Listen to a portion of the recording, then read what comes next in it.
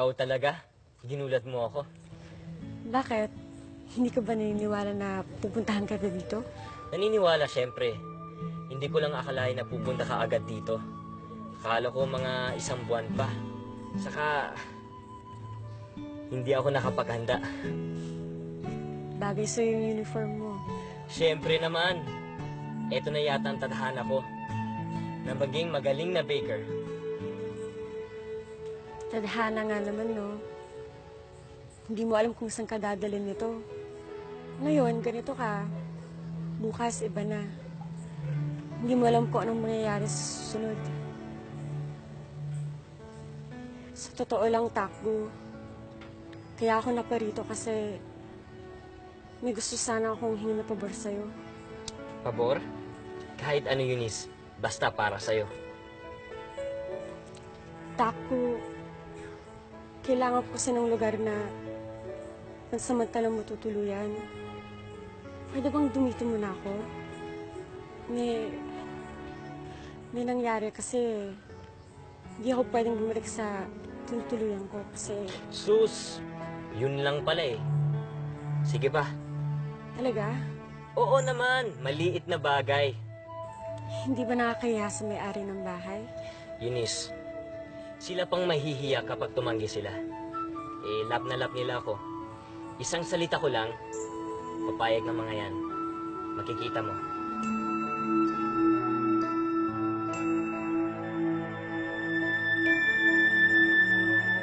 Hindi. Correct. The answer is no. Parang awa niyo na po. Walang ibang matutuluyan ang kaibigan ko. Hindi ko siya pwede pabayaan. Isa pa, babae yun. Parang mali naman ata kung patulugin ko siya sa kalsada. Noon kung ituring mo itong bahay, kala mo boarding house at motel. Ngayon naman, bahay ampunan. Hindi naman po sa ganun. Gusto ko lang talaga siyang tulungan. Kayo ba? Kaya niyo ba patulugin itong si Sunshine sa kalsada? Kung sakaling siya naman kailangan ng tulong. Ang laki naman ng kwarto nitong si Paumbong eh. Share na lang po sila. Hoy, kapal ng mukha mo, talaga ipipresenta mo yung kwarto ko? Excuse me. At saka, pag hindi mo tinigilan yung pagtawag sa akin ng paumbong, palalagukin kita ng 1 galong paumbong talaga. Ito naman, di mabiro. Sige na, pumayag ka na. Kahit ano gagawin ko, basta pumayag ka na makitulog dito si Eunice. Talaga? As in, anything and everything? Oo, lahat ng team. Bahala kayong mag-ama dyan. Eh, sakit ng ulo na nga yan si Takgu. Magbibit-bit pa ng isa pa. Ay, nako. Is na nga ako.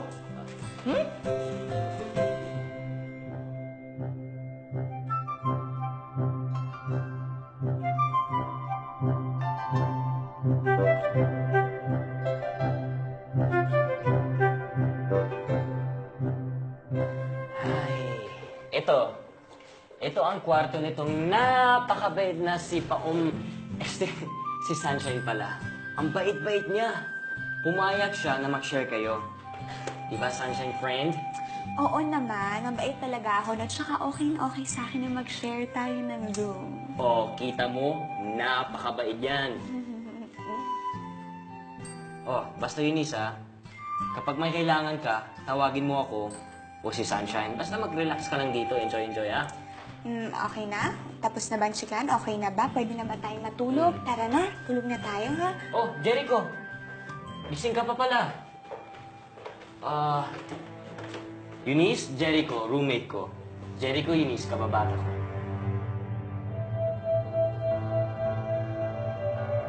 Hindi alam ni Taco na si Michael ang lalaki nito? Dito muna siya titira. May konting problema kasi sa tinitirahan niya eh. Mabait yan! Sana maging mabait ka rin sa kanya. Bakit ako magiging mabait sa kanya? May mapapala ba ako, ha? Jericho? Tol, okay ka lang? May problema ka? Wala akong problema. Ikaw meron. Nagpapasikat ka dyan sa kaibigan mo. Pati ako dinadamay mo. Tol, teka ha. Close pa tayo? Kung makaasta ka, parang best friend mo ka. Mahiya ka nga sa sarili mo. Loko-loko to ha? Utang na loob! Huwag niyong gawing boxing ring tong bahay namin. Mapapalayas kayo eh. Pati ako, hindi nadamay niyo. Pag may nangyaring gulo dito, mapapagalitan naman ng tatay ko. Mababawasan pang sweldo ko. Eh, loko-loko to eh. Kung nakaasta, akala mo kung sino? Given na maangas siya, eh di maangas ka na rin kung mapatol ka eh. Taku, tama na. Huwag mo nang pag-aksaya ng panahon ng mga taong hindi mo naman kilala. May araw ka rin sa akin, hambog! Ayaw pa awa, Anila, Anli. Aray! Aray! Aray ko! Aray! Aray ko! Sa akin. Sige na, Eunice, magpahinga ka na. Alburin ko lang tong best friend mo, ha? Sige na. Ay, good night, best friend. Huwag ka mag-alala. Hindi ako nasasaktan sa bingon niya, ha? Aray! Aray! Aray!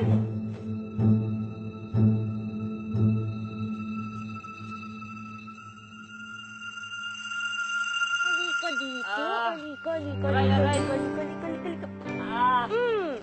Aray! Ano ka ba? Hindi ka talaga marunong sumunod sa usapan, ano? Wala pa nga isang oras na kalimutan mo na agad yung kasunduan natin. May amnesia ka? Eh, sumobra siya eh. Ang lakas umepal. Siya kaya ang tanggalan mo ng tenga? Bakit? May kasunduan ba kami? Wala. Wala pala eh. Eh anong inaapila mo dyan? Basta, hindi ko mapapalampas ang pambabustos niyo sa best friend ko. Sige, sugurin mo si Jericho. Gulpihin mo, kastiguhin mo. Pero paalisin ko yung kaibigan mo si Eunice. At ang dahilan, dahil hindi ka tumupad sa usapan. Yun ba ang gusto mo, ha? Ang sabi ko nga, bawal manuntok. Ang kasunduan ay kasunduan. Huwag ka naman ganyan, Sunshine. Grabe ka. Pasaway ka kasi. Pexman, hindi na. Susundin ko na lahat ng gusto mo. Basta huwag mo lang paalisin si Eunice, please. Ha? Talaga lang? Pexman, mamatay man si Batman. Okay. Upo.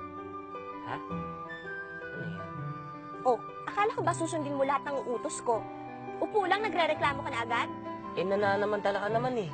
Ah, ganon. Eunice! Eunice, nagbago ng isip ko. Pwede bang umalis ka na kaya sa... Uupo na. Oh. Ayan. Very good. Tayo. Ayan. Sinusunod po ang gusto mo. Oh. Luhod. Okay ka lang. Ayaw mo. Ito, luluhod na. Ayan. Hoy, Takgu. Ito ang ipasok mo dyan sa kukote mong pasaway, ah. Gagamitin mo lang yung kamao mo kapag wala ka ng pagpipilian.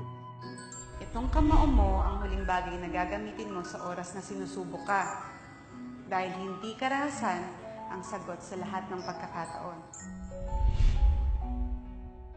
Okay? Ngayon, quits na tayo.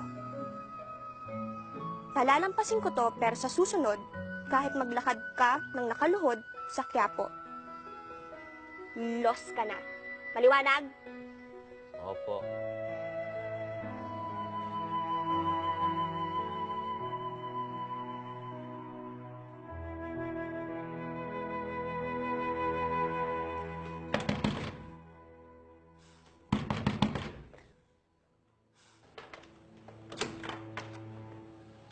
Michael, usap nga tayo. Wala tayong dapat pag-usapan. Meron. Bakit mo tinatago kay Taku kung sino ka talaga? Hindi ko masasagot ang tanong mo. Dahil ako mismo, hindi pa sigurado sa sagot ko. Huwag mo nga ako pinaglolo ko. Alam kong may masama kang balak sa kanya. Kung wala, magpapakilala ka sa kanya. Hindi ka magtatago kay Taku. Ba't ba ang kulit mo? Hindi ka ba satisfied sa sagot ko? Sige, ibisto mo kay Takgo. Michael, hanggang ngayon, takot na takot ka pa rin? Kitang-kita dyan sa mga mata mo. Tumanda ka nga, pero hanggang ngayon, bahag pa na ng buntot mo. Bakit ko ba ako lagi sinusundan, ha? Nagpapapansin ka ba sa akin, ha? Bakit ka susundan, Michael? Anong mapapala ko sa kaduwagan mo? Si Taku ang sinusundan ko. Nagkataon lang siguro na hindi ka pa rin makuwala sa anino niya. Kaya tayo nakikita. Alam ko may masama kang plano sa kanya.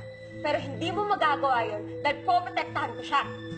Kung saktan kaya kita, mapoprotektahan mo pa kaya siya? Ha? Kaya mo ba? Huwag kang magsasalita ng mga bagay na kaya mo lang sabihin, pero hindi mo kayang gawin. Huwag kang mag-alala. Hindi kita ibibisto kay Taco. Hihintayin ko kung puso ka magpakilala sa kanya. Pag may tapang ka na gawin yun.